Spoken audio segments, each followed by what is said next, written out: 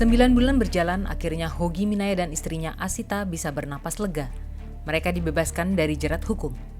9 bulan terakhir, Hogi dijerat pidana. Ia dianggap lalai saat mengemudi, sehingga menyebabkan kecelakaan lalu lintas sehingga mengakibatkan 2 orang tewas. Padahal saat itu, 26 April 2025, ia tengah mengejar 2 pelaku yang menjamret tas Asita di Jembatan Janti, Sleman.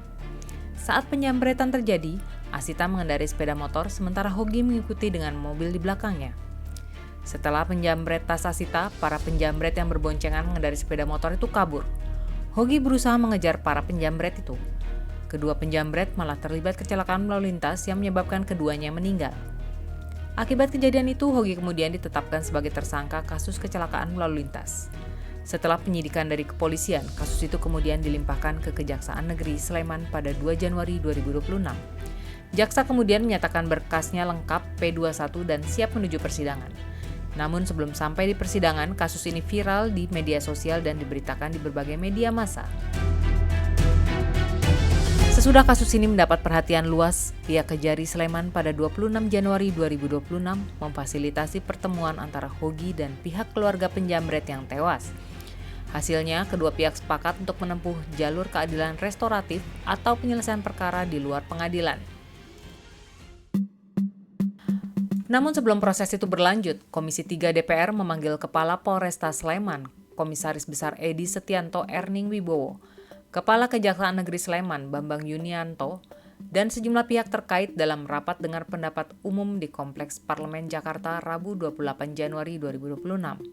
Dalam rapat itu, Komisi 3 DPR meminta kepolisian dan kejaksaan menghentikan penanganan perkara terhadap Hogi.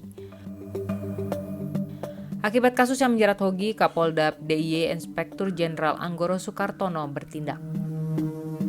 Kapolda Daerah Istimewa Yogyakarta telah menonaktifkan Kapolresta Sleman, Kombes Pol Edi Setianto, terkait dengan temuan hasil audit dengan tujuan tertentu yang dilakukan Inspektorat Daerah dipimpin langsung oleh Pak Irwasda. Ditemukan adanya dugaan pelanggaran terkait dengan pengawasan yang tidak dilakukan oleh Kapolres. Selain Edi, Kepala Satuan Lalu Lintas Polresta Sleman Ajun Komisaris Mulyanto juga dinonaktifkan. Keduanya juga diperiksa lebih lanjut oleh Bidang Profesi dan Pengamanan Polda DIY. Sementara Kepala Kejari Sleman Bambang Yunianto pada Jumat 30 Januari 2026 sore mengumumkan penghentian perkara terhadap Hogi.